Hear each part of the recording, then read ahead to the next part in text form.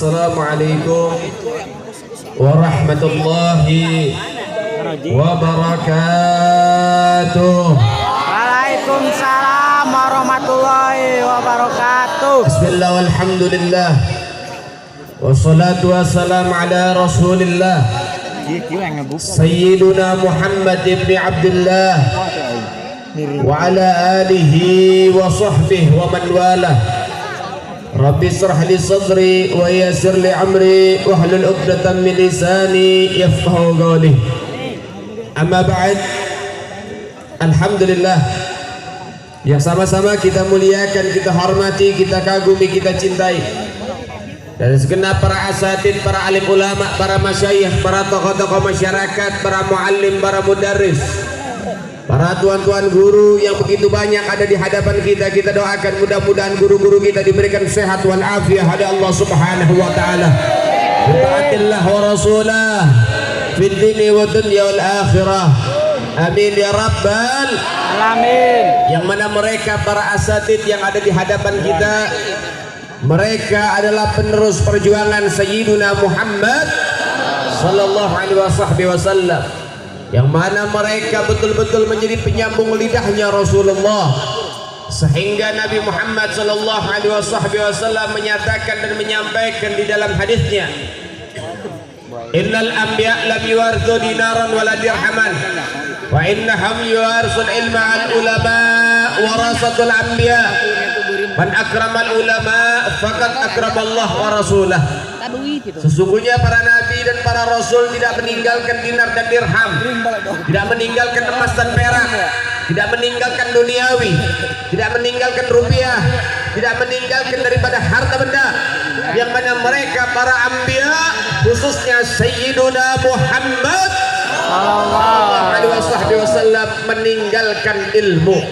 Dan sesungguhnya mereka para ulama, mereka adalah peninggalan Sayyiduna Muhammad sallallahu alaihi wasallam. Siapa yang memuliakan ulama, maka sungguh mereka telah memuliakan Allah dan Rasul. Dan siapa orang yang menghinakan ulama, membenci ulama, maka sungguh mereka juga telah menghinakan Allah dan Rasul. Na'udzubillah tsumma na'udzubillah.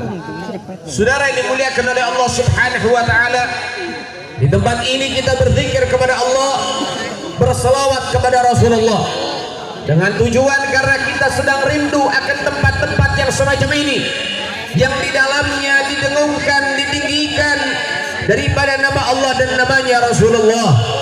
Di tempat ini diperkenankan disampaikan ilmu-ilmu agama syariat Allah Subhanahu wa ta'ala, sehingga saudara yang dimuliakan oleh Allah Subhanahu wa ta'ala, kita doakan sahibul hajah, insyaallah mudah-mudahan diberikan sehat wal afiyah bi taatillah wa rasulah, dan insyaallah senantiasa diliputi dengan ridha dari Allah taala dan hidayah, karena sebab mereka akhirnya tercipta satu tempat, satu acara yang bisa membuat kita merasakan kerinduan, yang juga kerinduan ini terobati karena sebab mereka, sehingga Allah Subhanahu wa taala akan mencurahkan kepada kita rahmat dan maunah. Amin ya rabbal alamin. Saudara yang dimuliakan oleh Allah, segala puji bagi Allah Subhanahu wa taala, Tuhan yang Maha Esa, yang Maha Tunggal, dan dialah Allah, zat yang Maha Kuat, yang menciptakan segala sesuatu berpasang-pasangan. Ada siang, ada malam, ada matahari dan rembulan, dan juga ada lelaki dan perempuan. Itulah ciptaan Allah Subhanahu wa ta'ala. Saudara dimuliakan oleh Allah, namun salawat serta salam tidak boleh kita lupakan, harus kita berikan dan kita hadiahkan kepada Sayyiduna Muhammad sallallahu alaihi wasallam bi afdhalis salawat wa ta'zim. Karena dengannya kita mengenal apa itu salat, kita mengenal apa itu Quran, kita mengenal apa itu syariat, kita mengenal bagaimana cara untuk menggapai husnul khatimah, dan insyaallah mudah-mudahan salawat kita yang disampaikan oleh Allah dibalas dengan syafaatul uzma fi yaumil qiyamah. Amin ya rabbal alamin. Saudara, di tempat ini sahibul bait, sahibul hajah menjalankan salah satu sunnah baginda Nabiuna Muhammad, syariat yang telah disyariatkan oleh Allah Subhanahu wa ta'ala, sehingga Nabi mengatakan an-nikah sunnati faman raghiba an sunnati falaysa minni. pernikahan itu sunnahku, pernikahan itu tuntunanku. Siapa orang yang membenci pernikahan, maka bukan termasuk golonganku. Artinya membenci termasuk mempersulit, sehingga siapa yang mempersulit pernikahan itu juga termasuk membenci sunnah baginda Nabi Muhammad. Jadi kalau ada orang yang gak suka nikah, ada orang yang membenci pernikahan, mempersulit pernikahan, maka sungguh mereka bukan umat Sayyiduna Muhammad sallallahu alaihi wasallam. Kemudian saudara dimuliakan oleh Allah, Nabi juga menyampaikan, apa kata Nabi? Waman ahya sunnati faqad ahabbani, waman ahabbani kana ma'i fil jannah. Siapa orang yang menghidupkan akan sunnah-sunnahku, menjalankan sunnah-sunnahku, maka sungguh mereka juga cinta kepadaku. Dan siapa orang yang cinta kepadaku, niscaya akan Allah kumpulkan bersamaku kelak di yaumil akhir di dalam surga Allah Subhanahu wa taala. Maka mudah-mudahan kita termasuk orang-orang yang cinta kepada baginda Nabi Muhammad, yang cinta dengan sunnah Sayyiduna Muhammad, sehingga insyaallah mudah-mudahan kita bisa berjumpa dengan Sayyiduna Muhammad sallallahu alaihi wasallam. Saudara yang dimuliakan oleh Allah, ketahuilah bahwasannya pernikahan ini adalah salah satu cara untuk menyempurnakan keimanan kita dan keislaman kita, sehingga dengan yang namanya pernikahan Islam kita sempurna, dengan namanya pernikahan iman kita tambah kuat di hadapan Allah Subhanahu wa taala, sehingga apa yang terjadi semuanya akan menjadi ibadah di hadapan Allah Subhanahu wa taala. Maka oleh sebab itu saudara dimuliakan oleh Allah, perlu diketahui juga ketika menikahnya salah satu daripada hamba Allah Subhanahu wa taala, maka yang perlu diketahui yaitu yang pertama, si perempuan itu harus mengetahui ketaatannya pindah dari orang tuanya. Wajib ia lebih taat kepada suaminya, wajib lebih taat sama suami ketimbang sama orang tua kandung. Saudara, kenapa? Ya, karena sebelum ia menikah yang bertanggung jawab atas dosa si perempuan bapak kandungnya, tapi setelah ia menikah yang bertanggung jawab adalah suaminya. Sehingga ada satu kisah menarik, suami istri yang soleh dan soleha, kemudian suaminya ini pergi jauh untuk mencari nafkah yang memakan waktu berbulan-bulan, dan saat itu tidak ada yang namanya handphone dan internet, gak ada.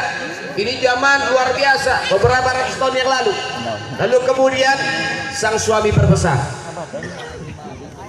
wahai istriku, jangan kamu keluar rumah sampai saya kembali. Saya tidak mengizinkan kamu keluar dari rumah sampai saya pulang. Jadi jangan keluar rumah. Ini pesan dari suaminya. Kemudian sang istri adalah istri yang soleha, nurut, taat, bakti sama suaminya. Akhirnya apa? Ini istri senantiasa ada di dalam rumah. Istrinya istri yang soleha, suaminya pergi cari nafkah. Gak lama datang kakaknya, ngabarin, Neng, bapak sekarat di rumah, panggil-panggil nama kamu, pulang. Apa kata si perempuan ini? Maaf kak, maaf, saya nggak boleh keluar rumah, suami saya masih keluar, saya harus tunggu pulang, saya nggak boleh keluar tanpa izin. Pulang. Ini kakak. Gak lama datang lagi, Neng, bapak nggak ada umur, liatin jasadnya. Kemudian si Neng ini ngomong, maaf kak, suami saya belum pulang, saya nggak boleh keluar. Pulang. Ini kakak. Gak lama datang lagi, Neng, ini kamu punya bapak udah dimandiin, tinggal dikafanin, tinggal mau ditutup. Ayo datang liatin jenazahnya, cium dulu keningnya. Maaf kak, saya nggak bisa pulang, suami saya belum, saya nggak bisa kembali ke rumah, suami saya belum pulang. Sudah. Gak lama datang lagi, Neng, ini bapak udah mau ditimbun, ini bapak udah mau dikubur, ayo pulang dulu. Kata si perempuan, maaf, nggak bisa, tidak bisa, suami saya belum kembali, saya belum mendapatkan restu dan izin darinya. Akhirnya kembali. Ini kakaknya.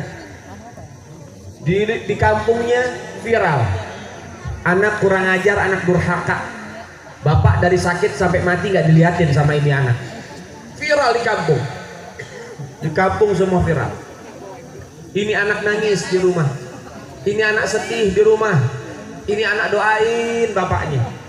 Setelah itu apa yang terjadi? Sang anak ketika doa menangis kepada Allah untuk orang tuanya, terlelap tidur. Dalam tidurnya Allah memberikan kabar orang tuanya. Sang anak melihat di dalam mimpinya ada bangunan istana, kemudian ini anak masuk. Ini perempuan masuk. Di dalam ada kursi dari emas hingga sana. Di situ ada yang duduk. Ternyata bapak kandungnya yang baru saja mati. Didatengin. Berlari ini anak. Kemudian sang bapak melihat anaknya datang, bangkit dari kursinya. Dicium tangannya, dipeluk itu anak, keduanya saling berpelukan, bertangisan.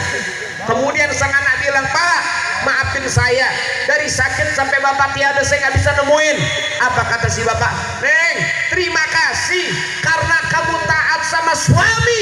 Allah Ta'ala ampunin segala daripada dosa-dosa saya dan Allah masukkan saya ke dalam surga. Padahal saya pengen masuk neraka, tapi ketaatanmu kepada suami menjadi syafaat buat aku dan aku dimasukkan ke dalam surga oleh Allah Subhanahu wa Ta'ala." Luar biasa tuh, taatnya istri sama suami bisa jadi syafaat buat orang tuanya. Jadi kalau punya suami jangan dibantah aja. Semasa suaminya tidak mengajarkan maksiat, maka wajib untuk ditaati. Harus lebih taat daripada orang tuh. Begitu saudara. Kemudian saudara ini muliakan oleh Allah Subhanahu wa Ta'ala, di malam ini dengan acara pernikahan, di sini juga kita telah melihat bagaimana syariat agama Allah Subhanahu wa Ta'ala sedang ditinggikan. Sehingga Allah mengatakan, "Wa man ya'zim syairillah fa innaha min taqwal qulub. Wa man ya'zim syairallah fa innaha min taqwal qulub." Siapa orang yang mengagungkan akan syiar agama Allah, maka itu termasuk kesempurnaan takwa di dalam hatinya. Pernikahan, sholat, ngaji, cari ilmu, dan segala sesuatu yang berbau untuk meninggikan syiar-syiar agama Allah, maka ini menjadi salah satu kesempurnaan takwa di dalam hati kita. Kalau takwa sudah sempurna, apa sih kabar gembiranya? Allah nyatakan, "Tilkal jannatu nurithu min ibadina man kana taqiyya." Itulah surga yang telah kami persiapkan untuk hamba-hamba kami yang bertakwa. Maka insya Allah mudah-mudahan kita semua diberikan izin oleh Allah bisa masuk ke dalam surga Allah Subhanahu wa Ta'ala. Amin ya Rabbal. Saudara dimuliakan oleh Allah Subhanahu wa Ta'ala. Namun yang perlu disampaikan juga, kalau masalah pernikahan sudah jelas, itu sunnah. Jadi itu salah satu hal yang betul-betul kita harus lakukan, saudara. Untuk apa? Supaya kita punya hawa nafsu ini tersalur dengan jalannya yang baik. Ya, jadi tinggalin pacaran, hati-hati. Berkahnya pernikahan bukan karena mewahnya. Berkahnya pernikahan bukan karena makanan dan hidangan yang enak. Berkahnya pernikahan bukan karena gaunnya yang mahal, bukan. Berkahnya pernikahan yang mana di dalamnya meninggikan syariat agama Allah Subhanahu wa Ta'ala, yang mana di dalamnya ada keridhaan Allah Subhanahu wa Ta'ala. Itulah yang disebut daripada keberkahan daripada pernikahan. Maka oleh sebab itu, mewah nggak jaminan, makanan cateringnya enak nggak jaminan pernikahannya berkah. Gaun mahal nggak jaminan bukan tolak ukur. Rukun, sakinah, mawaddah, warahmah. Begitulah keberkahan orang-orang dulu, saudara. Kenapa? Karena di dalamnya nggak neko-neko, di dalam nggak macem-macem. Dia nikah, dia undang itu yang namanya daripada wali hakim, dia undang penghulu, dia undang ustadz, dia undang habib, dia undang kiai, semata-mata hanya untuk minta barokah dari mereka semua. Maka oleh sebab itu, insya Allah pernikahan yang dilangsungkan, yang juga dilaksanakan oleh kedua mempelai, insya Allah diberikan daripada keberkahan oleh Allah Subhanahu wa Ta'ala. Amin ya Rabbal. Saudara, ini muliakan oleh Allah. Ketahuilah juga yang saya ingin sampaikan di malam ini, yang mana kita sudah masuk bulan Agustus, ini bulan kemerdekaan, saudara. Yang mana bulan Agustus ini bulan di mana kita harus mengenang jasa para pahlawan-pahlawan kita. Indonesia ini nggak kehabisan pahlawan. Indonesia ini nggak kekurangan pejuang, saudara. Dari zaman dulu Dari zaman Sunan Ampel ya berjuang juga. Kemudian dilanjutkan oleh Diponegoro. Siapa Diponegoro? Nama aslinya Abdul Hamid. Diponegoro itu nama aslinya Abdul Hamid. Seorang ulama, artinya apa? Saya akan sebutkan beberapa orang yang mana para pejuang-pejuang ini backgroundnya para ulama. Artinya sebagian besar para pejuang yang ada di Indonesia mereka adalah para ulama. Sehingga Indonesia nggak bisa dipisahkan sama ulama. Indonesia nggak bisa dipisahkan dari habaib. Indonesia nggak bisa dipisahkan dari kiai. Indonesia tidak bisa dipisahkan dari santri. Kenapa? Karena jasa ulama, kiai, santri, habaib, mereka lah sebagai motor untuk menggapai kemerdekaan hingga saat ini kita bisa merasakan, saudara. Yang pertama adalah Kiai Haji Abdul Hamid. Siapa dia? Dia adalah Diponegoro. Diambil dari dua suku kata. Pertama bahasa Arab, dua bahasa Jawa. Yang bahasa Arab tipu dari kalimat dafa yadfa'u, artinya menolak atau membentengi. Yang kedua negoro, artinya negara. Artinya apa? Menolak negaranya dari penjajahan dan membentengi negaranya dari penjajahan. Sehingga Diponegoro memiliki pasukan dan menjadi panglima, dan akhirnya beliau bergerilya untuk menggapai dan merebut kemerdekaan, saudara. Backgroundnya ulama. Yang kedua, Jenderal Sudirman, saudara. Siapa Jenderal Sudirman? Jenderal tertinggi Indonesia. Yang mana Jenderal Sudirman ini bergerilya walau dalam keadaan asma akut, memiliki penyakit yang luar biasa. Dia gerilya keluar masuk hutan sampai ditandu sama murid-muridnya. Siapa sih Jenderal Sudirman? Ternyata Jenderal Sudirman adalah sosok kiai dari Jogja, saudara. Jenderal Sudirman kiai yang luar biasa. Anda tahu, saudara sekalian, Jenderal Sudirman ini setiap hari mengajar ngaji anak-anak kecil, ngajar ngaji ibu-ibu dan bapak-bapak. Itulah Jenderal Sudirman, mengabdi kepada Allah dan Rasul, ngajar anak-anak. Itu Jenderal Sudirman, saudara. Kemudian dia ajarkan fikih, tafsir, hadis, Quran, dia ajarkan huruf hijaiyah kepada anak-anak supaya bisa membaca. Itulah Jenderal Sudirman. Masuk seruan jihad kepada beliau, akhirnya beliau juga berjihad bersama murid-muridnya. 3 jimat yang membuat beliau bisa merebut kemerdekaan. Yang pertama, dia bilang sendiri, saya punya 3 jimat yang dengan jimat ini akhirnya saya bisa merebut kemerdekaan. Yang pertama apa? Saya tidak pernah melepas dari zikir kalimat tauhid la ilaha illallah. Itu zikirnya Jenderal Sudirman. Yang kedua, saya selalu sholat tepat waktu berjamaah. Yang ketiga, saya tidak pernah batal wudhu. Kalau saya batal, saya langsung wudhu. Makanya Jenderal Sudirman punya murid yang tugasnya bawa kendi. Di dalamnya ada air, yang airnya tohur. Jadi beliau itu berwudu di air tersebut. Jadi kalau batal, wudu lagi, batal, wudu lagi. Ini 3, saudara. Memang betul-betul penjagaan atau jimat dari Jenderal Sudirman. Ini kalau bukan ulama nggak bakal tahu dalilnya apa. Sehingga kalau beliau mengambil 3 jimat ini sudah menunjukkan bahwa beliau adalah seorang ulama. Yang pertama, dia sholat tepat waktu. Allah mengatakan inna sholata tanha anil fakhsya'i wal, sesungguhnya sholat mencegah kekejian dan kemungkaran, menjaga kita dari hal-hal yang tidak kita sukai. Kemudian wudu. Wudu Nabi bilang apa? Wudu adalah perisai, wudu adalah tameng. Siapa orang yang menjaga wudu maka akan dijaga oleh Allah Subhanahu wa ta'ala. Yang ketiga, kalimat tauhid, yang mana dinyatakan di dalam firman Allah Subhanahu wa ta'ala dalam hadis qudsi, la ilaha illallah histi man dakhala histi amana min azabi. Yang mana la ilaha illallah itu adalah bentengku. Siapa orang yang masuk ke dalam bentengku maka aman daripada hal-hal yang tidak disukai, aman dari siksa, aman dari hal-hal yang tidak dimaukan. Ini dalil-dalilnya kuat-kuat, saudara, sehingga diambillah 3 perkara ini menjadi jimat Jenderal Sudirman. Sehingga dengan 3 tersebut Jenderal Sudirman akhirnya mampu melibas para penjajah. Alhamdulillah. Kemudian yang berikutnya dipondok daripada apa? Kapiten Patimura. Nah, Kapitan Patipura siapa? Nama aslinya Kiai Haji Ahmad Lusi. Ini tokoh di Maluku, Indonesia bagian timur. Yang mana Kapitan Patipura ini seorang ulama besar di Maluku, saudara. Ini bukan main-main nih, ulama besar di Maluku. Anda tahu saudara, Kapitan Patipura ini memiliki pesantren yang mana di dalamnya ada santrinya puluhan ribu. Masuk seruan jihad kepada beliau nggak ngumpet di pesantren, keluar dari pesantren. Dia keluar dari pesantren, dia jihad sampai Kapitan Patipura tewas di tiang gantungan, saudara.